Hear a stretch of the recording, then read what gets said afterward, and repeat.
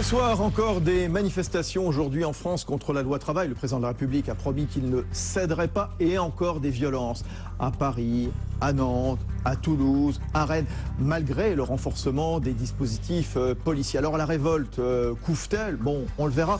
En tout cas, la colère, elle monte chez les élus, chez les policiers, chez les commerçants. Alors qui va payer la facture? Voici les décodeurs de l'écho.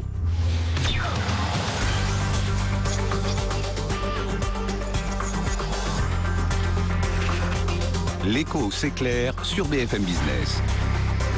Fabrice Lundi reçoit les décodeurs de l'écho.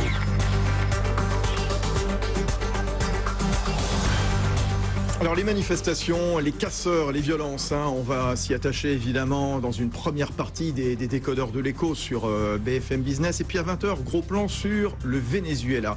Est-ce que le pays n'est-il pas en train de s'enfoncer dans la dictature avec le président Nicolás Maduro, héritier de Chavez, qui proclame un état d'exception sécuritaire, économique. Le Venezuela qui est complètement étranglé depuis la chute des cours du pétrole l'an dernier, mais pas que. On verra ça évidemment. Tout ça, c'est l'héritage évidemment d'un système qui a dirigé le pays pendant une quinzaine d'années, le système d'Hugo Chavez. Allez, pour évoquer donc ces violences, voici Pascal Perry, économiste, qui vous propose l'écologie contre la démocratie. Allez voir justement, gros plan donc, c'est une enquête qu'il signe, Pascal Perry, sur les zadistes, vous savez, tous ceux qui occupent Notre-Dame-des-Landes, Roibon notamment, Sivins également. Il s'est penché sur ces territoires interdits, Pascal Perry. Il en retire la conclusion que tous ces gens-là détestent le marché, le progrès et l'innovation. Avec nous également Philippe Lavenu, secrétaire national Île-de-France du syndicat Alliance de la police nationale, plus gros syndicat de la police nationale, qui organise d'ailleurs demain une manifestation contre justement la haine anti-flic, place de la République, là où se trouvent tous les amis de Pascal Perry, vous savez, les amis de Goup. Ah oui, bien sûr. Avec nous Stéphane Baudet, président de l'AMIF, c'est l'association des maires d'Île-de-France et maires de Courcouronnes dans l'Essonne. Gérard Boélé, président de l'Union nationale des PME du commerce, c'est la composante commerce de la CGPME. Et puisqu'on parlera du coût de ces violences, la parole aux assurances, avec Stanislas Di Vittorio, le directeur général fondateur d'Assurland. Voilà donc tous nos décodeurs de l'écho de ce mardi soir. Alors aujourd'hui mardi, le cortège parisien a donc démarré de la place de l'école militaire dans le 7e pour défiler en direction d'Enfer Rochereau, notamment théâtre de violence. Reportage justement avec des commerçants exaspérés, des commerçants préoccupés. Dorothée Balsan. 15h30, grand calme, place de l'école militaire. Le cortège vient de quitter les lieux. Le métro est toujours fermé, mais les commerçants ont ressorti leur présentoir extérieur. Le gérant d'une papeterie qui avait choisi de rester ouvert est soulagé. On a eu un arrêt de l'activité pendant 3 heures, mais au moins il n'y a pas de dégradation, c'est ce qui compte. Juste à côté, une brasserie est elle aussi restée ouverte et finalement, grâce à la clientèle de la manifestation, la journée n'est pas si mauvaise. Les habitués ont déserté les lieux. Donc, mais bon, ça a fait quand même tourner un minimum, quoi. Ça revenait à peu près au même, quoi. On n'a pas perdu, pas gagné. Ces commerçants sont plus chanceux que ceux de Montparnasse, où le cortège arrive 1 heure plus tard, visiblement beaucoup plus énervé. Les forces de l'ordre répondent aux casseurs par des grenades lacrymogènes. Ce scénario, la place de la Nation dans le 12e arrondissement le connaît bien. Point d'arrivée des précédentes manifestations, lieu d'affrontement. La vitrine d'une pharmacie est toujours brisée. Avec les manifestations, on a dû du coup fermer parce que ça devenait assez violent. Donc en fait, il y a eu les CRS qui étaient comme par hasard devant notre pharmacie. Donc du coup, bien sûr, les casseurs ont un peu bombardé sur eux et du coup, ça a répercuté sur la vitrine en question. À quelques pas de là, boulevard Diderot, un restaurateur a dû fermer 2 fois, chaque fois pile à l'heure du déjeuner. Heureusement, pas de casse, mais il a tout prévu. Un volet roulant en métal, il peut se barricader en moins de 3 minutes. Et surtout, une assurance spéciale avec une option manif, sans laquelle il ne serait pas remboursé en cas de dégâts. Il y a une option manif qui est liée par rapport à notre quartier, au site sensible. Ça nous coûte à peu près 100 € mensuellement en plus pour la prise en charge intégrale de tous les dégâts qui pourraient être la conséquence de ces manifs. Le quartier a pour une fois été épargné, mais les manifestants devraient faire leur retour après-demain. Le cortège parisien défilera de Nation à Place d'Italie. Voilà le reportage de Dorothée Balsan pour les décodeurs de l'écho de BFM Business. Gérard Boélé de la CGPME, on a vu donc encore aujourd'hui des incidents à Nantes, à Rennes, à Paris, Toulouse. Je ne vais pas faire toute la liste, il y en a eu dans les... Non, elle est très longue. Très très grande liste, bien sûr. À quoi ça ressemble les centres-villes? Qu'est-ce qu'il y a dans la tête des commerçants depuis début mars, depuis le début de ces manifestations contre la loi travail? Aujourd'hui, les chiffres, on les a pas vraiment. Ça remonte petit à petit, mais surtout les témoignages. On a des villes quand même comme Rennes où les gens n'osent plus aller. Déjà, le personnel n'ose plus aller travailler. Les gens ont peur d'ouvrir leurs magasins, et donc c'est des villes mortes. Même ceux qui sont assez loin des manifs, c'est des villes mortes. Et surtout, aujourd'hui, il y a des gens qui vont dans leur magasin la nuit parce qu'ils ont peur que leur magasin soit détruit. Donc aujourd'hui, on est arrivé à une psychose. C'est inquiétant. C'est inquiétant parce que on a connu, pour ceux qui sont un peu jeunes, 68. Mais là, c'est à peu près la même chose. Et l'économie, ça va faire... L'addition va être lourde. Ça veut dire quoi? Il y a des commerces qui sont en péril, clairement, donc à cause de ces manifestations? Bien sûr, obligatoirement. Quand vous chutez de 40% de chiffre d'affaires, vous êtes en péril. Si vous avez une bonne situation financière, vous pouvez tenir, mais je veux vous dire, pour être chef d'entreprise quand même en France, pour ceux qui ne savent pas, il faut être courageux.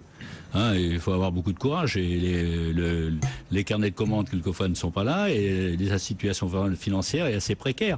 Donc ça ne va pas arranger les choses, et surtout c'est la psychose, parce que même quand ça va repartir, même quand il n'y a pas de manif, les gens ont peur, les clients ne viennent pas, et les achats, il n'y a pas d'achat, il n'y a pas de chiffre d'affaires, et là c'est inquiétant. Prenons l'exemple de la ville de Rennes, sujette à ces violences, à ces casseurs. Encore une fois, c'était vendredi soir justement, particulièrement violent, donc aigu. On a vu un groupe de quelques 300 individus qui a endommagé des commerces, des bâtiments publics, qui se sont manifestés, qui se sont livrés à toutes sortes de déprédations. La maire de Rennes, Nathalie Appéré, son témoignage. En tout cas, moi, je n'accepte pas que ces groupes puissent agir et détruire le centre-ville. Je n'accepte pas non plus que l'image de notre ville soit entachée par ces violences-là. Rennes, c'est pas ça. Rennes, c'est pas ça, nous dit donc la maire, la députée maire de Rennes, Nathalie Appéré. Et c'est vrai que les images sont terribles de ce qu'on peut voir donc à Rennes, mais je disais à Nantes ou dans certains quartiers de Paris.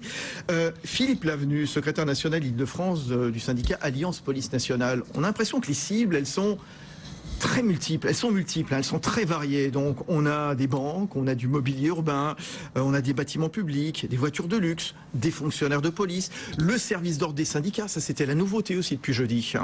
Alors effectivement, nous le coût il est surtout humain, puisqu'on compte plus de 300 blessés depuis la mi-mars, on va dire. Ce sont des dizaines de blessés à chaque mobilisation, à chaque manifestation. Nous avons des collègues qui restent au tapis, excusez-moi l'expression. Donc certains grièvement atteints. Donc certains grièvement atteints, oui. Alors ils s'en prennent, je pense, à deux symboles. Le symbole du capitalisme, donc à travers les banques, et puis au symbole du pouvoir de l'État. Et dans les manifestations qui représentent le pouvoir de l'État, si ce n'est les forces de l'ordre, ça reste que les forces de l'ordre. Alors, on a eu de grosses échauffourées, et on s'est aperçu depuis les manifestations de jeudi et vendredi qu'effectivement, maintenant, les casseurs s'en prenaient également au service d'ordre des syndicats, des grosses centrales syndicales. Ils sont en général, il faut le rappeler, les services d'ordre de la CGT notamment, ex-parti communiste aussi, quand le parti communiste défilait en nombre dans les rues de France, sont des gars très costauds, très bien organisés, et il n'y a jamais, a priori, de bavure, de casseurs dans ces services, autour de ces services d'ordre. Alors, c'est un peu un phénomène nouveau, effectivement. On peut dire que les services d'ordre sont musclés, tout au moins ils sont organisés et professionnels. Comme celui du Front National aussi, dans un autre genre. Oui, la comparaison s'arrêtera mais pourquoi pas? Oui, enfin, voilà, structuré. On est d'accord, c'est sur la structure et sur l'organisation, il n'y a pas de problème. Le fait que les casseurs s'attaquent maintenant au service d'ordre, ça a permis de faire réagir les secrétaires généraux qui, quelques jours avant, vilipendaient la police en les accusant de tous les maux. Avec une affiche de la CGT notamment. Notamment avec cette affiche de la CGT. Donc aujourd'hui, ils sont les victimes eux aussi de cette violence latente de la part de 200-300 casseurs, donc chaque ville, Paris y compris. Pascal Perry, regardons un peu les cibles visées. Les voitures de luxe, moi je me souviens de cette image de cette Porsche qui brûlait dans les rues de Nantes, je crois, qui est devenue un symbole. Les banques, on a vu également, les magasins de téléphone. téléphonie également. Les permanences du Parti Socialiste, c'est aussi c'est nouveau depuis quelques jours. Hein. Oui, alors il y a un épicentre de la violence en France qui se situe entre Nantes et Rennes pour des raisons qui sont liées essentiellement à la présence d'une ZAD, qui est un territoire dans lequel ni la police, ni la justice, ni les représentants de la police, ni ceux de la justice ne peuvent rentrer. Très récemment, ça, c'est Notre-Dame-des-Landes. Un juge de l'exécution des peines s'est présenté pour signifier des expropriations et il n'a pas pu accéder. Donc c'est un territoire dans lequel on ne sait pas ce qui se passe. Et l'enquête que nous avons menée montre que à l'intérieur de ce territoire, il y a des militants radicaux, souvent étrangers, hollandais, allemands, anglais, qui sont des délinquants dans leur propre pays, qui constituent une sorte de task force, c'est-à-dire des brigades mobiles qui circulent en fonction des lieux de l'actualité sociale. Et donc il n'est pas étonnant de les retrouver très régulièrement à Nantes et à Rennes, puisque vous évoquez la question... Donc vous faites clairement le lien entre les zadistes qu'on trouve par exemple à Notre-Dame-des-Landes et tous les gars qui cassent alors vous Nantes, y ajoutez Nantes, les commerces de Rennes. Oui, c'est assez hétéroclite. Il y a des zadistes. Dans les zadistes, il y en a qui sont pacifiques et d'autres qui ne le sont pas, qui sont radicaux. Mais comme il n'y a pas de hiérarchie, au fond, il n'y a pas de décision. Il y a des black blocs. Donc ce sont des groupes informels qui sont nihilistes, c'est-à-dire qui remettent en cause effectivement la société, le progrès, le modèle d'organisation, la démocratie élective, qui propose une sorte d'autonomie, d'autogestion des territoires, qui sont locavores, qui souhaitent une autorité extrêmement locale, mouvement nihiliste et mouvement totalitaire. C'est d'ailleurs ce qui fait la nouveauté, c'est que ces militants, en réalité, n'acceptent pas leur situation de minoritaire et entendent imposer à l'ensemble de la société leur regard sur cette société. Donc, ils se livrent à des actes de sédition. Plus ils sont minoritaires, plus ils sont radicaux, et donc ça donne la casse que vous avez évoquée. Alors on va y revenir justement sur ce que font les autorités. Simplement la casse, évidemment, qui a un coût. Stanislas Di Vittorio, directeur général d'Assurland, donc c'est le monde de l'assurance qui parle. Hein. On entendait votre voisin, Monsieur Boélé, donc de la CGPME, décrire donc la détresse dans laquelle se trouvent un certain nombre de commerçants qui voient le chiffre d'affaires diminuer, qui voient leurs magasins cassés. Question, c'est qui va payer les vitres cassées? Mais les vitres cassées, au-delà des vitres cassées, bien sûr. Est-ce qu'on a déjà une estimation du montant de la facture depuis début mars? Typiquement, dans ce genre, je crois qu'il faut relativiser les dommages purement matériels, même si l'image est extrêmement forte, parce que on parle, je dirais, l'unité, c'est quelques millions d'euros. Bon, il faut savoir que, par exemple, une catastrophe naturelle en France, une grande inondation, c'est 500 millions d'euros. Donc, à l'échelle des assurances, oui, il y a des dégâts, ça reste des sommes qui sont limitées. Alors, qu'est-ce qui se passe en termes d'argent? Si vous êtes assuré particulier, entreprise, voire commune, à ce moment-là, votre assurance, si c'est dans votre contrat, donc il y a quand même un si c'est prévu dans votre contrat ou si ça relève des garanties que vous avez souscrites, va effectivement vous indemniser. On voyait d'ailleurs ce commerçant interrogé par Dorothée Balzan qui avait souscrit une option manif. Absolument, ça existe, ça peut être un exemple. Il peut y aussi y avoir des assurances perte de revenus, donc qui vont compenser des pertes de revenus sous certaines conditions. Donc si vous avez un contrat d'assurance, mais il faut l'avoir souscrit, il faut payer pour, vous allez être indemnisé. Si vous n'avez pas souscrit de contrat d'assurance, votre seul recours, et je pense qu'il est difficile et il est compliqué, c'est un recours civil devant l'État en disant vous êtes garant d'une certaine forme de paix sociale. Enfin, ce que dit la loi, c'est que l'État est civilement responsable en raison de dégradations qui sont liées à des attroupements et des manifestations, et donc il est civilement responsable. Après, parce qu'il est garant du maintien de l'ordre. Voilà, après, attaquer l'État devant les tribunaux, ça reste long, bon courage, messieurs, dames, et compliqué.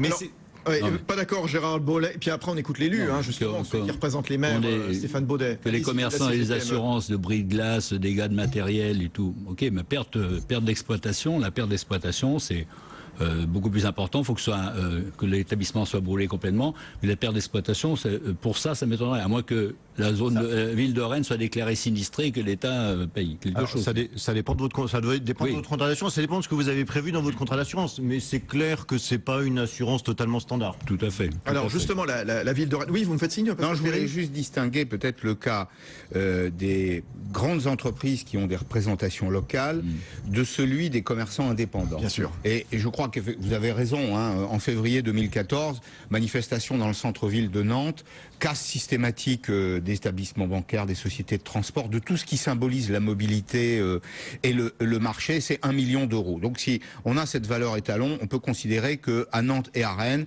depuis le début des événements, probablement les dommages peuvent être estimés également à 1 million d'euros. Mais 1 million d'euros, ça doit être considéré au prorata de l'influence de chaque commerçant, de sa situation particulière. Et pour un indépendant, c'est une catastrophe, à l'évidence. Alors justement, la maire de Rennes qu'on a entendu tout à l'heure et le préfet ont assuré ce week-end que l'État allait prendre en charge la franchise des assurances. Alors Stéphane Baudet, président de l'association des maires d'Île-de-France, pour un élu, bien entendu, ça a un coût aussi, hein, quand on voit le mobilier urbain, quand on voit donc un certain nombre de travaux, de nettoyage à opérer. Ça a un coût d'image. Oui. Ça a évidemment un coût qui se paye dans le temps, puisque les dégradations de patrimoine, les dégradations d'immobilier, dans la façon que nous avons de gérer les marchés publics, etc., font que les réparations ne se font pas nécessairement tout de suite, et donc ces dégradations peuvent être durables. Et puis de toute façon, il y a un coût à la fois pour les commerçants, parce qu'en effet, les fonds, les pertes de chiffre d'affaires ne sont pas compensées, et quelle que soit la taille des commerçants, on n'a pas le même impact. Mais enfin, c'est un coût aussi pour les collectivités, parce que si exceptionnellement le gouvernement s'engage, et j'attends de voir évidemment à payer les franchises, en temps normal, il ne les paye pas. Or, ces franchises sont de plus en plus élevées, tant et si bien que les collectivités, depuis très longtemps maintenant, payent d'elles-mêmes sans même déclarer aux assurances. C'est comme ça aussi que ça se passe. On a eu des gaps, moi ça fait 15 ans que je suis maire, sur des franchises d'assurance de plus en plus fortes, qui font qu'aujourd'hui, on n'est plus remboursé à la hauteur de ces dégradations. C'est le cas ici, mais enfin, pour avoir vécu les émeutes par exemple de 2005, on sait parfaitement qu'on n'a pas été remboursé des dégradations de 2005. Donc, qu'est-ce qui s'est passé en 2005? Donc il y a eu ces émeutes, bien sûr, hein, qui avaient, comment dire, bien secoué toute la France. Écoutez, on a eu des primes d'assurance. On a eu des primes d'assurance chères. D'ailleurs, vous connaissez parfaitement le sujet. Ça nous a d'ailleurs engagé les uns et les autres à faire des regroupements de commandes pour payer les assurances sur l'ensemble des collectivités, y compris d'ailleurs parce que parfois les assurances ne répondaient même plus à nos sollicitations. Donc le mécanisme de remboursement n'est pas aussi évident que celui-là. Ouais. Stanislas Di Vittorio sur l'Andorre. Il est clair que si jamais ce type d'incident se répète au même endroit, ça a un impact pour le futur sur la prime d'assurance. C'est-à-dire que si on considère que c'est comme pour les inondations, si ça a lieu toujours au même endroit, mécaniquement les primes d'assurance augmentent, et c'est la même chose en cas d'événement de ce type-là. Ouais, moi, je le dis clairement, enfin, puisque vous avez paru surpris à un moment que l'on puisse attaquer l'État. Moi je l'ai fait une fois en 15 ans de mandat et j'ai gagné au tribunal. Enfin, dans une époque comme la nôtre, où on est, mais en état d'urgence, et où on voit se passer des choses qui ne correspondent pas du tout au contexte juridique que l'on devrait vivre. Enfin, je veux dire, le nombre de policiers blessés ces dernières semaines, alors même d'ailleurs que tout le monde était derrière les policiers il y a à peine un an, l'ensemble de cette dégradation d'ambiance sociétale est devenu évidemment... On verra ce que ça traduit, est devenu insupportable. Bien sûr, vous avez raison, Stéphane Baudet, on se posera la question tout à l'heure. Il y a un moment où l'État doit aussi prendre ses responsabilités, cela relève du régalien, ça ne relève pas des finances communales qui, par ailleurs, pardon de le rappeler, sont légèrement asséchées. Juste, prenons un exemple, que ce soit Stéphane Baudet, la ville de Rennes, mais je pense qu'il y aura d'autres exemples quand la ville de Rennes et le préfet assurent que l'État va en prendre en charge la franchise donc des assurances. Pour la ville de Rennes, elle va prendre aussi nécessairement à sa charge un certain nombre de dépenses. Ça se traduit comment ensuite? On augmente les impôts, on rogne sur les dépenses. Comment on fait face aussi à l'augmentation des primes d'assurance dont vous parliez? Ça dépend de la gestion d'une commune à l'autre. Vous avez des communes riches, vous avez des communes pauvres, vous avez des communes qui ont de la marge, des communes qui n'ont pas de la marge. Mais évidemment, à partir du moment où c'est pris sur votre budget communal, il y a des choix à faire. Et les choix, ils ne sont pas compliqués. C'est ou moins de dépenses sur autre chose, ou plus de ressources à trouver. Et ça peut évidemment passer par la fiscalité. Mais encore une fois, ne nous satisfaisons pas des situations scandaleuses de Rennes ou de Nantes. Enfin, je veux dire, la situation, moi j'ai été les voir, la situation de la place de la République. Les commerçants qui nettoient les déjections tous les matins quand ils ouvrent leur commerce, qui subissent des dégradations au quotidien. L'urine, le vomi, etc. Il y a les dégradations quand on parle des manifestations, maintenant c'est tous les 2 jours, donc ça devient régulier. Mais enfin, il y a quand même quelque chose qui s'est installé dans le paysage qu'on accepte et qui est juste inacceptable. Et ça coûte aussi. Enfin, je veux dire, au quotidien, ça coûte pour les commerçants, ça coûte pour l'image de certains espaces de la capitale, mais d'autres villes du pays. Et encore une fois, dans le contexte que l'on vit et dans le contexte d'état d'urgence, c'est juste insupportable. Gérald Boëllet, justement, sur la situation de la capitale, l'image que renvoie donc depuis maintenant plus d'un mois, depuis fin mars, ces gars qui campent toute la nuit sur la place de la République. L'image est importante. On a déjà eu les attentats. Oui. On a déjà eu les attentats, tout le monde était à moins 40% de chiffre d'affaires. Là, ça repartait un petit peu. Il y a eu une campagne, même pour l'international, pour faire revenir les étrangers à Paris. Et quand vous voyez ça à la télé, mais franchement, est-ce que vous croyez que les étrangers ont envie de venir en France? Vous avez une clientèle en terrasse, place de la République, c'est pas la clientèle qu'on a d'habitude. Ils sont ivres, dans un état lamentable. Il y en a même qui c'est des habitués qui couchent dehors tout le temps. Et puis en plus, il y a un gros événement qui arrive, c'est l'euro. Vous croyez vraiment, franchement, que l'État ne devrait pas faire quelque chose, ne devrait pas donner les choses en main? C'est lamentable de voir ça. Pascal Perry. Il est temps, je crois que si on fait une analyse objective, factuelle, des événements, sans prendre parti, en réalité, l'absence d'autorité sonne comme un véritable encouragement, si vous voulez. Et je comprends bien le calcul de départ du président de la République, qui était autour de la place de la République de ne pas se fâcher avec la jeunesse, mais finalement, on voit que l'absence de décision ne résout rien. Soit représentatif de l'ensemble de la jeunesse française. Oui, mais parce que ses conseillers lui disaient symboliquement, c'est la jeunesse, c'est la place de la République, c'est un courant un peu libertaire, il faut l'entendre. Enfin, en France, il y a cette vieille histoire. Les dirigeants politiques ont toujours eu peur des mouvements de jeunesse. Il y a la jurisprudence de 1968 et elle se reproduit. Il y a des répliques. Mais on voit que finalement, l'absence de fermeté a conduit à la propagation de la violence, bien sûr. Et ça n'a pas été une bonne solution. D'autant que la culture de ce mouvement, vous l'avez vu sur les images que vous diffusez, c'est tout doit disparaître. C'est la culture de l'insoumission. Et l'État a, c'est un vieux principe de sciences politiques, le monopole de la coercition, c'est-à-dire de la force légale, et il faut qu'il le reprenne. Alors justement, on verra dans un instant ce que font les autorités. Vous entendrez le Premier ministre, vous entendrez l'un de ses prédécesseurs également, Jean-Pierre Raffarin, puis on va retrouver Pascal Perry, auteur de L'écologie contre la démocratie. Le policier Philippe Lavenu avec nous également, et bien l'élu qui est Stéphane Baudet, président de l'Association des maires d'Île-de-France, élu d'opposition pour tous ceux qui n'avaient pas forcément compris qu'il était dans l'opposition, c'est le maire de Courcouronnes. Gérald Boëlé de la CGPME, puis Stanislas Di Vittorio, directeur général fondateur d'Assurland. Les décodeurs de l'écho reviennent tout de suite. À tout de suite. Les décodeurs de l'écho sur BFM Business. Tous les jours sur BFM Business, assumez vos goûts de luxe. Du lundi au vendredi, 13h, 15h, Goût de luxe Paris, l'émission qui donne le meilleur de la capitale. Luxe, art de vivre, mode, culture et savoir-faire. Et tous les dimanches à 10h, Emmanuel Rubin rejoint Karine Vergnol pour Goût de luxe Paris, l'édition du week-end. Tendance, voyage, resto, design, sorties et nouveautés. Goût de luxe Paris et Goût de luxe Paris, l'édition du week-end, vos deux rendez-vous du luxe uniquement sur BFM Business.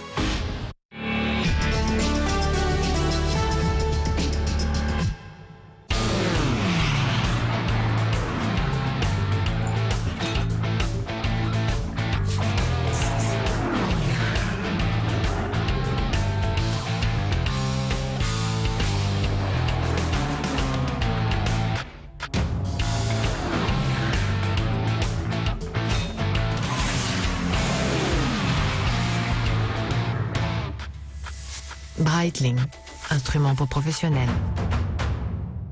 Chacune de mes décisions est réfléchie. J'évalue le risque, le profit. Je suis l'actualité, l'analyse, anticipe les événements. Je garde mon sang-froid. Chaque expérience me rend meilleur.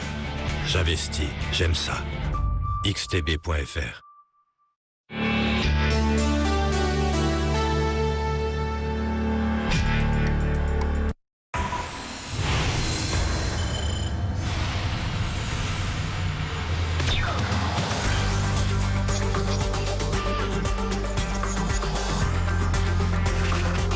L'écho s'éclaire sur BFM Business. Fabrice Lundi reçoit les décodeurs de l'écho.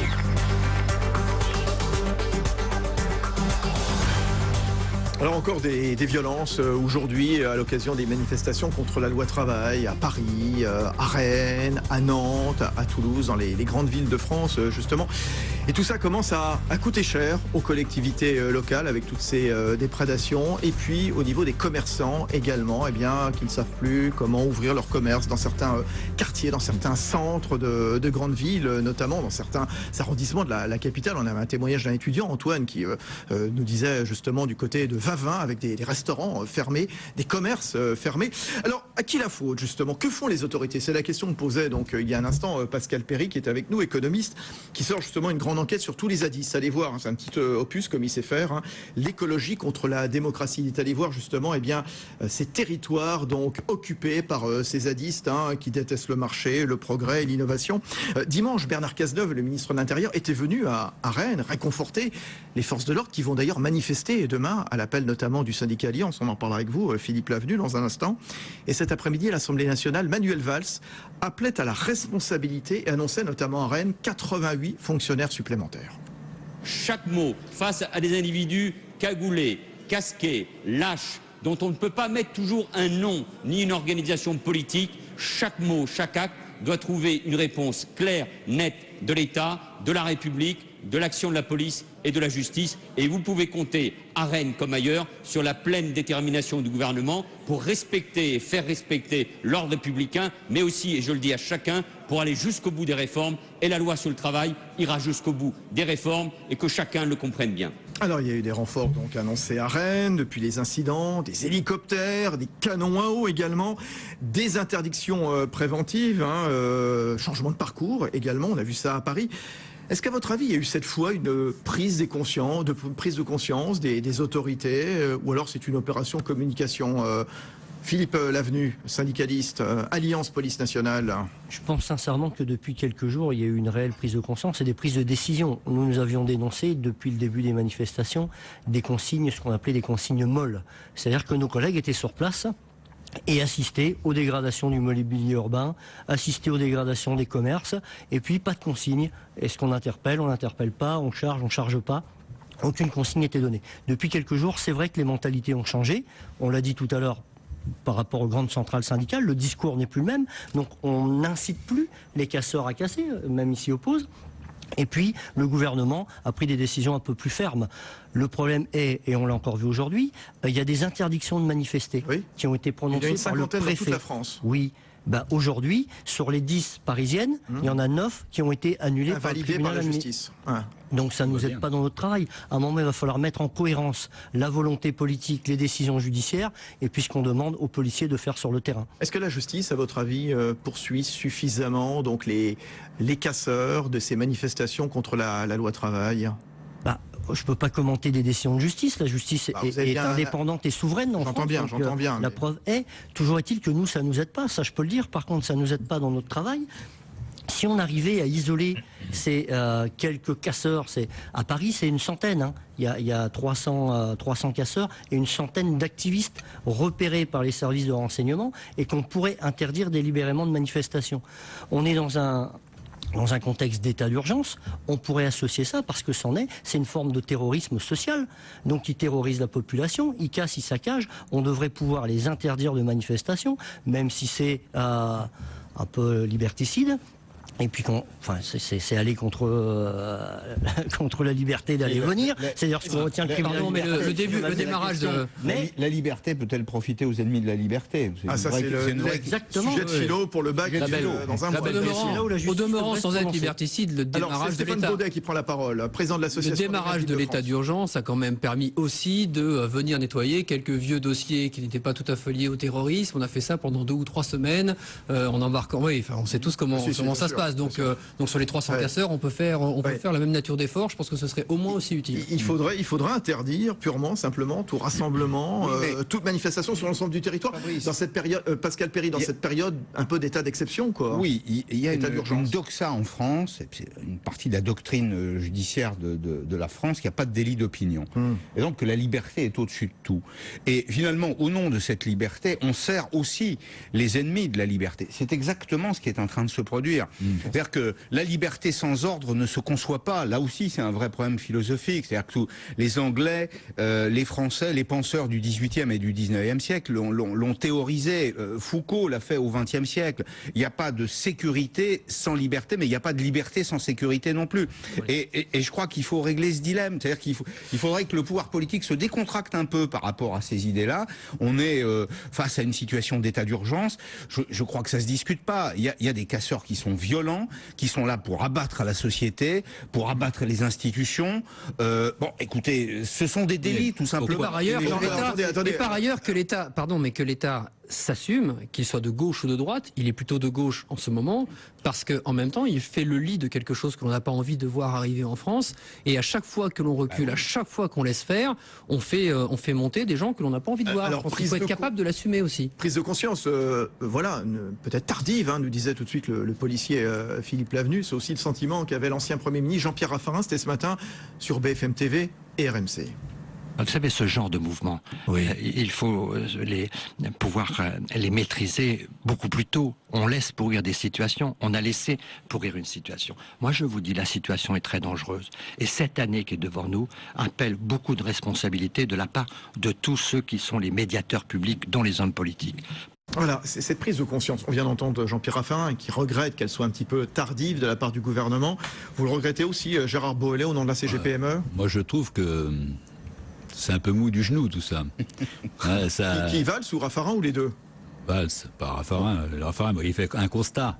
Mais c'est ceux qui sont au pouvoir. Je veux dire, c'est mou du genou. On laisse traîner, on laisse pourrir la situation. Mais on parlait de liberté. Mais il y a la liberté d'entreprendre. Nous aussi, on a le droit d'avoir la liberté de travailler, de circuler. Il n'y a pas que ces gens qui manifestent qu'on a le droit à la liberté. Je trouve que, voilà, il y a dû laisser aller. C'est dommage. Parce que, comme vous avez dit tout à l'heure, monsieur le policier, depuis 3 jours, on prend des mesures. Mais pourquoi on ne les a pas prises dès le départ ? Dès début mars. On laisse pourrir les choses, c'est lamentable. Je vais vous dire pourquoi. Je ne veux pas faire le politicien de bas étage, mais parce qu'on est en train de se rendre compte à des fins politiques que les manifestations autour de la loi travail commencent à diminuer, qu'on sent qu'on va vers une sortie du mouvement et que c'est le bon moment pour essayer de récupérer politiquement la sortie du conflit. Enfin, je veux dire, vous posiez la question tout à l'heure, est-ce que c'est de la communication ou est-ce que c'est pas de la communication ? Pardon de faire la politique, mais c'est devenu de la communication. On est en train de gérer le timing politique. C'est pas autre chose. Exactement. Les manifestations donc, qui sont en décroissance. Les chiffres de Paris, 11 à 12 000 manifestants, chiffre de la police,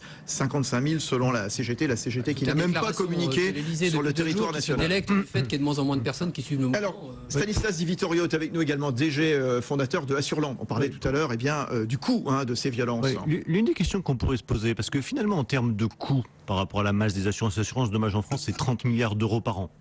Donc on voit bien que quelques millions d'euros à l'échelle des assureurs, on peut absorber. C'est totalement marginal.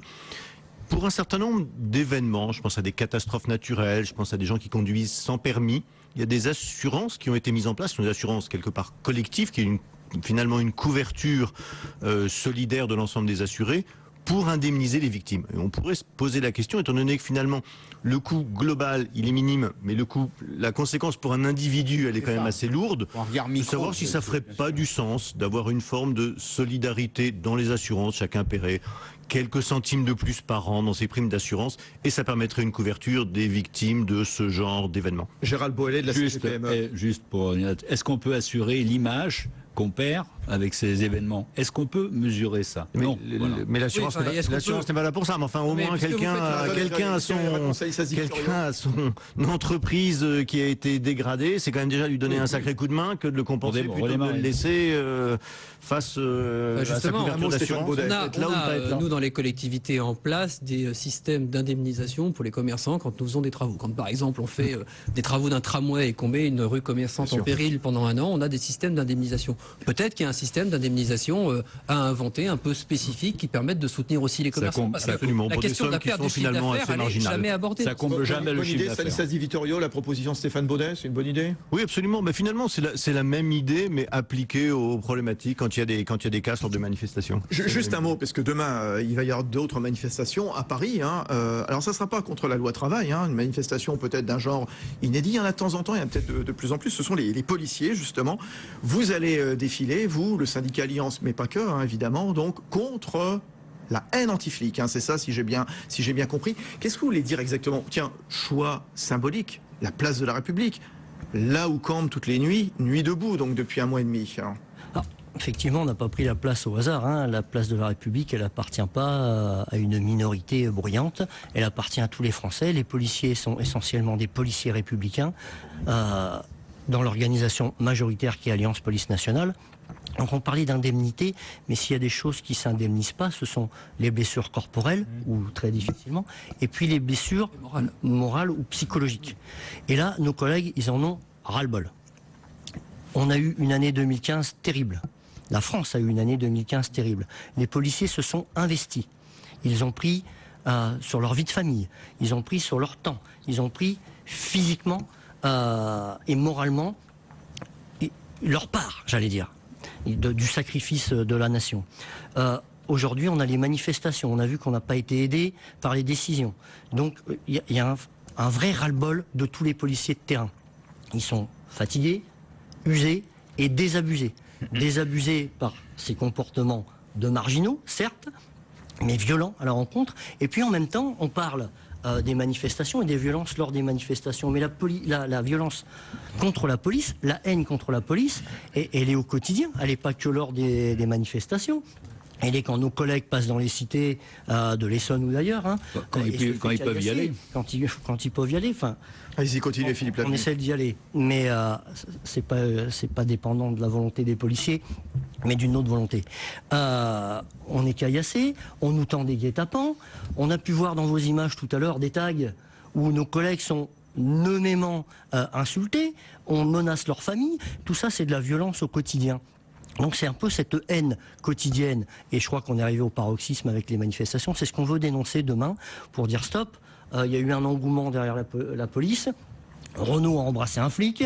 Il y a des symboles comme ça. On ne peut pas, en quelques semaines, perdre tout cet engouement qu'il y avait derrière la police. Un mot, Stéphane Baudet, maire de Courcouronnes dans l'Essonne. Je voulais juste, par extension, d'abord partager ce constat. On le voit avec les agents sur le terrain, les relations qu'on a avec les commissaires.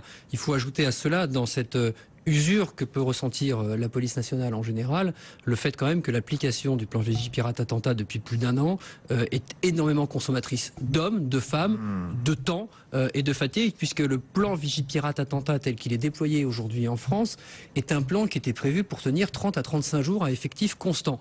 Ça fait plus d'1 an qu'on y est. Et je veux dire, là aussi, en termes d'usure mentale, en termes de perte de repères, en termes de déstructuration des équipes qui sont sur le terrain, le calibrage n'est pas à la hauteur. Philippe Lavenu, Alliance.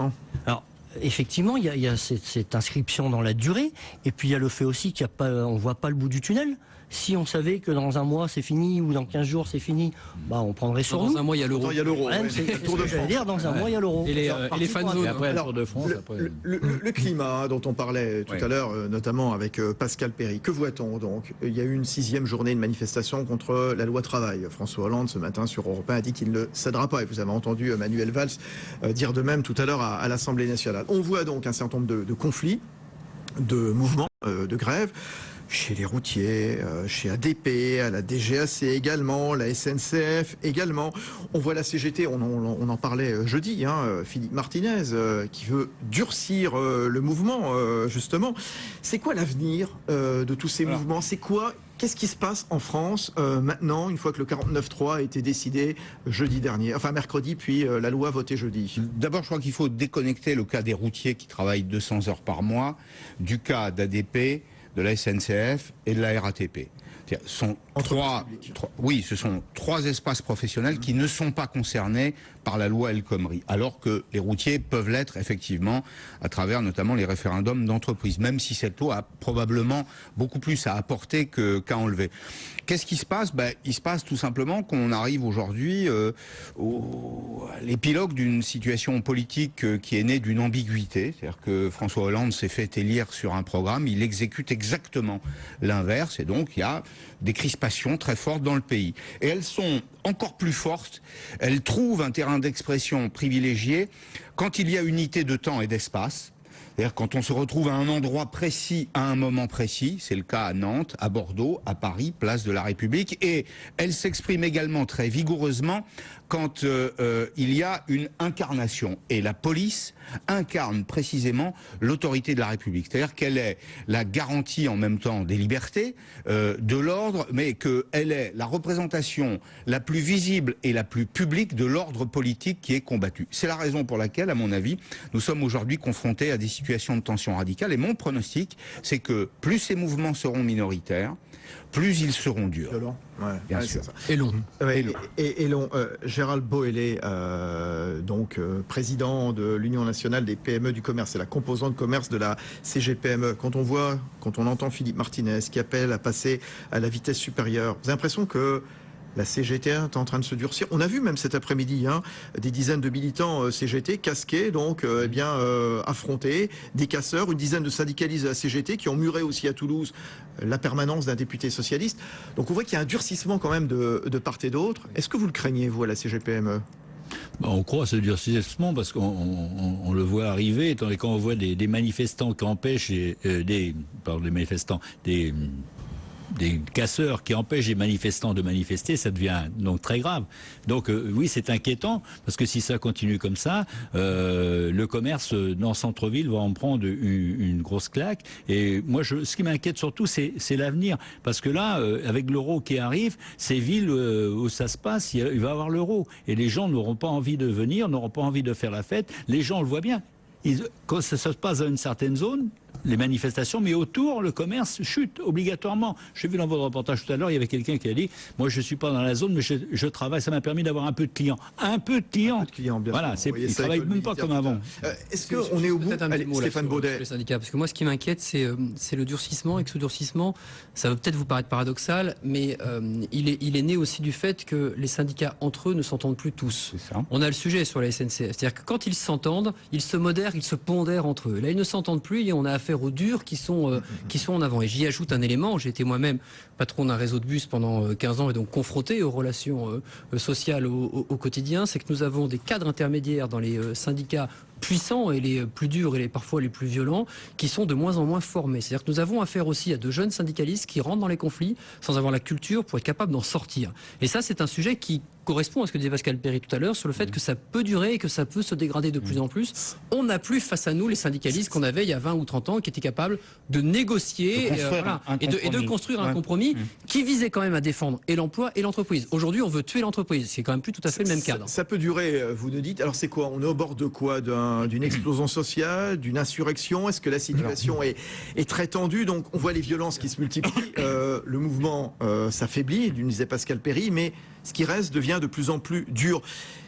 On anticipe une radicalisation des mouvements sociaux, on craint une explosion. Tiens, par exemple, le policier que vous êtes, Philippe Lavenu, secrétaire national Île-de-France de Alliance Police Nationale.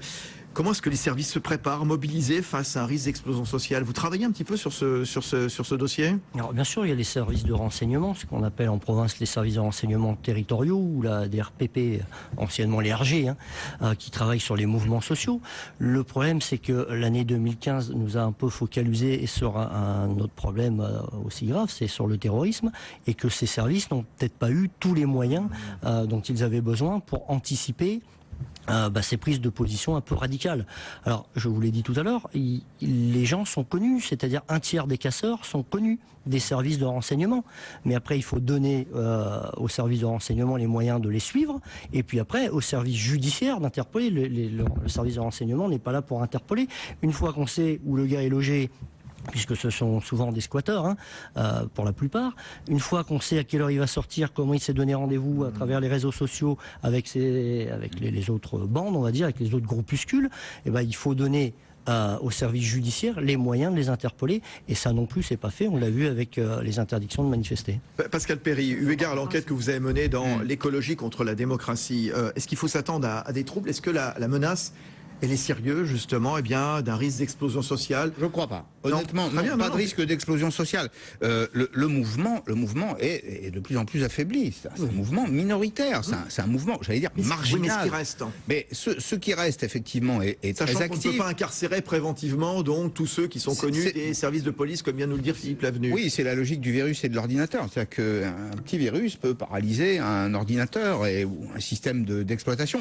On en est là, en réalité. C'est-à-dire que, globalement, je pense qu'il y a dans la société un appétit de changement. Les Français ont envie de passer au XXIe siècle. Ils ont compris que ce qui est défendu aujourd'hui, ce sont des statuts qui ne sont plus financés, ceux de la SNCF, le statut des contrôleurs du ciel, la situation à la RATP. On sort de la France du XXe siècle d'un capitalisme très industriel dans lequel il y avait un rapport de force très fort pour entrer dans le monde du digital, par exemple. Et la digitalisation de l'économie, elle change la logique de valeur. Elle change la perception de valeur qu'en ont les consommateurs. Les Français sont favorables majoritairement au travail du dimanche, à la déréglementation d'un certain nombre de secteurs. Ils comprennent très bien qu'il y a une forme d'empathie avec l'entreprise. Si l'entreprise disparaît, ils disparaissent en même temps. Donc il y a tous ces phénomènes. Et puis en même temps, il y a encore des résistances. Donc je ne crois pas que c'est un mouvement qui est très majoritaire dans la société, mais je pense que comme toutes les oppositions très marginales, nous sommes en face d'oppositions radicales qu'il faut combattre avec vigueur. Ça suppose que l'État soit fort et qu'il y ait une vraie volonté politique. Que l'État soit fort. Comment est-ce qu'on l'anticipe dans le monde de l'assurance, le directeur général d'Assureland que vous êtes, Stanislas Di Vittorio, justement, cette éventuelle radicalisation donc, des mouvements sociaux ou radicalisation d'une poignée de gars, de zadistes, de Notre-Dame-des-Landes, etc. Je crois que fondamentalement, c'est pas le métier des assureurs. Enfin, le métier des assureurs, c'est la prévention, mais en l'occurrence, il n'y a pas de prévention. Enfin, avec le phénomène auquel on est confronté, il n'y a pas de prévention à faire. Enfin, la prévention, c'est entre guillemets les forces de l'ordre, enfin la justice. Ouais. C'est pas le métier des assureurs. Les assureurs, ils font de la prévention sur la sécurité routière. Et puis, sur la sécurité routière, sur les incendies à la maison. Donc ça, c'est pas leur métier. Leur métier, c'est effectivement la compensation financière une fois qu'il y a eu des dégâts. Mais pour en venir, je crois qu'effectivement, l'économie change. Enfin, moi, je suis dans une société du digital, donc je peux peut-être en parler. Ça amène aussi un changement qui est que la compétition, elle est quand même infiniment plus large aujourd'hui. Elle est mondiale dans énormément de domaines, ce qu'elle était moins à une époque qui était il y a 30 ans. Aujourd'hui, il y a infiniment moins de secteurs protégés. Uber en est un exemple absolument criant. Enfin, on avait un secteur qui était extraordinairement protégé et puis finalement les technologies ont uberisé, comme on dit, ont complètement changé. Et je crois que ça c'est vrai d'énormément de domaines et il faut qu'à un moment probablement un certain nombre de réglementations et d'organisations de la société suivent. Quelle différence on peut faire entre, là on parle de violence qui s'exprime contre des magasins, contre des abribus, contre des distributeurs de billets. Moi, j'ai le souvenir dans le passé quand même qu'un certain nombre de viticulteurs ont pu s'exprimer aussi de façon très violente donc dans le sud-ouest de la France, en brûlant des péages. Encore récemment, dans des agriculteurs qui ont brûlé des perceptions. Sans jamais s'en prendre aux forces de l'ordre. À Rennes, le Parlement de Rennes en 96, moi j'ai le souvenir que les manifestations étaient quand même très violentes contre les gendarmes. Il n'y avait pas de commando de paysans pour s'en prendre, pour casser du flic. Alors ils s'organisaient peut-être différemment, mais je pense qu'en face d'eux, ils avaient quand même des CRS et des gendarmes mobiles quand même qui en ont pris plein la figure. Oui, Philippe. On a connu des conflits sociaux très durs, notamment, oui, vous l'avez dit, avec les viticulteurs. Moi j'ai fait les garçons bouchers à Rungis, c'était sympa aussi. Mais leur motivation, c'était défendre leur catégorie socio-professionnelle. Ils avaient un but. Ouais. Là, ce sont des plusieurs, et un but ils n'ont commun. pas de but. Et un but commun. Parce que se balader sur la place de la République aujourd'hui, c'est découvrir que toutes ces petites entités, parce que c'est infime et c'est minoritaire, mais en plus à l'intérieur, c'est un cumul de petites entités. Je ne voudrais pas qu'on justifie la violence commise autrefois par les agriculteurs, du tout. Par les cultivateurs, par les viticulteurs. Vous demandez la différence entre ceux d'avant et ceux d'aujourd'hui. C'est qu'aujourd'hui, il n'y a pas. J'ai pas l'impression que la justice poursuivait énormément non plus les gars qui brûlaient, qui fabriquaient du vin dans le département de l'Hérault et qui brûlaient des péages. Je pense, si vous me permettez, pendant de nombreuses années vécu à l'étranger, qu'il y a une réalité sociologique française par rapport à l'état de droit. C'est-à-dire que l'état de droit est probablement sous certains aspects un petit peu moins respecté en France qu'il n'est dans d'autres pays. Et on parlait de l'image de la France avec tout ce qui a pu se passer avec un certain nombre de choses.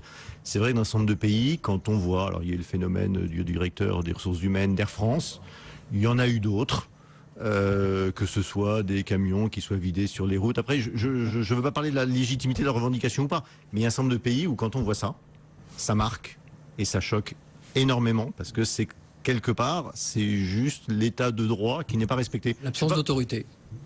Bon, alors si vous voulez, moi ce que je vous propose, parce que on avait prévu un sujet sur le Venezuela juste après. Apparemment, notre invité n'est pas là.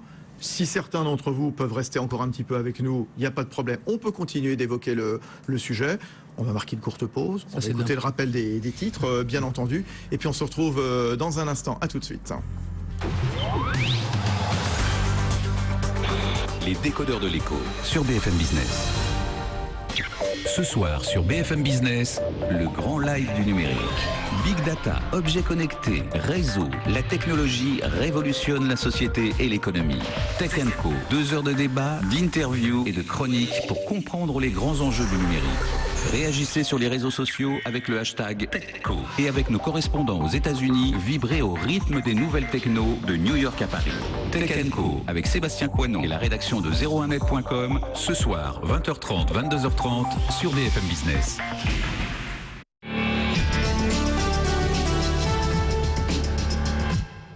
Chacune de mes décisions est réfléchie. J'évalue le risque, le profit. Je suis l'actualité, l'analyse, anticipe les événements. Je garde mon sang-froid. Chaque expérience me rend meilleur. J'investis, j'aime ça. xtb.fr. BFM Business, c'est aussi à la radio dans les grandes villes de France. Retrouvez BFM Business en FM à Paris sur 96.4, à Toulouse 107.2, à Bordeaux 107.3. Pour connaître les fréquences de BFM Business Radio, connectez-vous sur bfmbusiness.com. Au bureau ou en voiture, toute l'écho sur BFM Business Radio. Tu nous mets toujours en retard, même pour l'anniversaire de ma mère. Ça va, c'est pas la reine d'Angleterre non plus. Oh, s'il te plaît. Laisse-moi.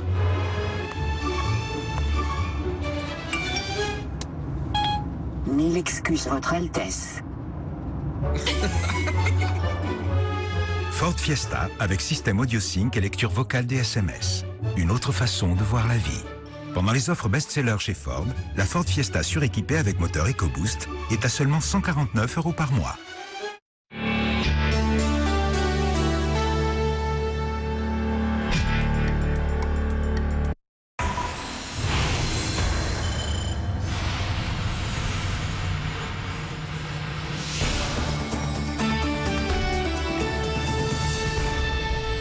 Un petit peu plus sur BFM Business. On va retrouver les décodeurs de l'écho dans un instant. Le rappel des grands titres de l'actualité de ce mardi. Jean-Christophe Français avec une nouvelle journée de manifestation contre la loi travail. Ils étaient 68 000 dans toute la France selon la police. C'est un peu plus que jeudi dernier lors de la dernière journée d'action. Ils étaient près de 12 000 à Paris selon la police, 5 fois plus selon la CGT. Et puis 12 personnes ont été interpellées, la plupart pour port d'armes prohibées. À Nantes, situation entendue également, la police a fait usage de lances à eau pour disperser quelques manifestants. Bilan de cette journée, 87 interpellations et puis 53 personnes ont été interdites de manifester par arrêté. À Rennes, les forces de l'ordre vont recevoir des renforts, 88 policiers supplémentaires. Manuel Valls a aussi annoncé que les commerçants allaient être indemnisés après les violences en marge des manifestations. Et les syndicats ont bien l'intention de maintenir la pression jusqu'au 11 juillet, date prévue pour l'adoption définitive de la loi El Khomri. Les routiers ont rejoint le mouvement avec une trentaine de barrages, notamment dans l'ouest de la France. Les routiers veulent défendre leurs heures supplémentaires. Demain et après-demain, ce sont les cheminots qui entrent en piste avec une nouvelle grève. La SNCF prévoit un TER sur 2, 2 TGV sur 3. Les cheminots veulent défendre leurs conditions de travail et le mouvement risque de prendre de l'ampleur. L'UNSA et la CFDT appellent à une grève reconductible à partir du 31 mai. Malgré la contestation de la rue, François Hollande affirme qu'il ne cédera pas. La loi travail passera. Selon lui, un compromis a été trouvé sur le texte. Le chef de l'État poursuit son offensive médiatique. Il était ce matin à la radio. Il est plus que jamais en route pour une nouvelle candidature pour la présidentielle. François Hollande, en effet, estime qu'il n'y a pas d'alternative à gauche et que sa ligne est la seule capable de l'emporter en 2017. Le gouvernement veut inciter les industriels à se tourner vers les énergies renouvelables. La France va fixer un prix plancher pour le carbone, environ 30 € la tonne. C'est ce qu'annonce Ségolène Royal. La décision sera inscrite dans la prochaine loi de finances. Le Venezuela est au bord de l'explosion. Le Parlement examine aujourd'hui l'état d'exception proclamé hier par le président Maduro. L'opposition appelle à la désobéissance, à descendre dans la rue et la situation est très tendue. Le président Maduro accuse Washington de vouloir influer sur le cours des événements. Il dénonce l'intrusion d'un avion militaire américain la semaine dernière. Il va protester officiellement à ce sujet au niveau diplomatique. Enfin, le Festival de Cannes, marqué par la présentation ce soir du dernier film de Pedro Almodóvar. Son film Rulieta est en course pour la Palme d'Or. Et deuxième film en compétition, c'est Personal Shopper, cette fois du français Olivier Assayas. Vous êtes sur BFM Business, c'est les 20h04. Merci Jean-Christophe Français, à tout à l'heure 20h30, prochain journal de l'économie sur BFM Business. Oui, le Venezuela, je pense qu'on va en parler quand même. Il y a un petit problème de transport pour l'invité qui allait arriver. Pas de souci, on va terminer donc le débat qu'on a mené donc depuis 19h sur les violences, le coup donc est bien imputé donc à ces casseurs qui se sont encore pris donc à toutes sortes de cibles aujourd'hui lors des manifestations contre la loi travail justement, que ce soit à Paris, Toulouse, Rennes, Nantes. On continue avec les décodeurs de l'écho. Bonne soirée, 20h05. Tous les jours sur BFM Business, suivez l'actualité du marché immobilier avec tous les conseils pour optimiser votre patrimoine.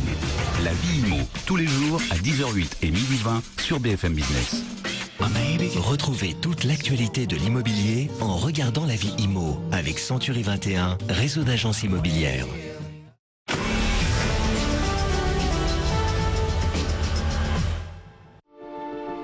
Renault Espace, voiture officielle de BFM Business. Réservez votre essai au 3023. Avec CMC Markets, diversifiez vos investissements en accédant à plus de 5000 CFD actions, indices, forex et matières premières, disponibles sur une seule et même plateforme plusieurs fois récompensée. Gérez vos risques en utilisant l'ensemble de nos outils de trading. Les marchés bougent rapidement. Pourquoi pas vous? Tradez différemment avec CMC Markets. cmcmarkets.fr.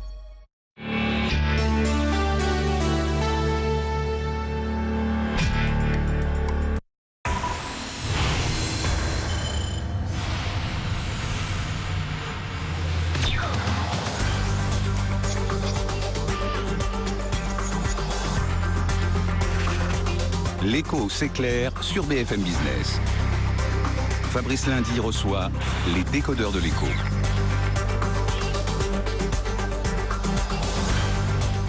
Bon, il nous reste quelques minutes encore pour conclure sur cette journée manifestation violente. Qui va payer la facture? Oui, Pascal Perry, toujours avec nous. Donc, avant de nous quitter, Pascal Perry, auteur de L'écologie contre la démocratie. Vous êtes économiste. Justice, liberté, droit de manifestation, les casseurs, tout ce petit monde ne s'entend pas forcément bien. Non, d'abord, je crois qu'il faut distinguer les manifestants, ceux qui ont le droit d'exprimer un point de vue, des casseurs. Ce sont des groupes autonomes dans la société qui ne répondent à aucune logique, à aucune hiérarchie, qui n'ont pour ambition que de détruire, qui n'ont aucun projet de construction d'un autre modèle. Ce sont des gens qui n'ont pas de contre-modèle à proposer, ils sont contre l'ordre tel qu'il est établi aujourd'hui. Mais ils détestent le marché, ils détestent le progrès, ils détestent l'innovation. Voilà, quand vous parlez des zadistes, puisque les zadistes, vous nous avez expliqué tout à l'heure en début d'émission qu'on retrouvait Rennes et Nantes étaient particulièrement meurtris par ces violences nées de ces manifestations contre la loi travail. C'est parce que pas très loin on trouve Notre-Dame-des-Landes, qui est une sorte de foyer d'agitateurs. C'est un foyer d'infection. Je veux dire, faut dire les choses telles qu'elles sont. C'est-à-dire que on a des gens qui stockent des armes, qui détournent les biens publics, l'électricité, qui se comportent comme de véritables délinquants. Donc il faut appeler les choses par leur nom, sauf à vouloir faire de la cosmétique. Mais bon, c'est pas le sujet ce soir. Dans une société, si vous voulez, si on en revient aux manifestations, dans une société, on a le droit d'avoir des convictions. On peut avoir des convictions contraires à ceux qui gouvernent. Donc on peut avoir une culture, y compris une culture politique, différente. Et la société, elle organise la confrontation des cultures. Elle le fait dans un cadre qui est démocratique et électif. On peut avoir des cultures différentes, mais on a quelque chose en commun. C'est le droit. C'est le respect du droit, la doctrine de droit. C'est des élections, le respect du suffrage universel, le respect de la propriété, le respect du droit au travail, notamment, autant que du droit à manifester. Gérald Boëlé de la CGPME. Le respect au travail, le respect des libertés, je trouve que le respect déjà au travail, je ne sais pas s'ils ont déjà connu le travail, donc ça va être difficile. Non, ils respectent le travail. C'est une autre question. Voilà. Et l'aspect des libertés, ils défendent leur truc. Voilà, mais ils ne regardent pas les autres, c'est certain. Ouais, Stéphane Baudet, l'évolution donc de ces mouvements ultra radicaux. Qu'est-ce qu'il faudrait faire maintenant? Je posais la question tout à l'heure. Est-ce qu'il faut interdire de manifester? Non, on n'en est pas là encore, évidemment.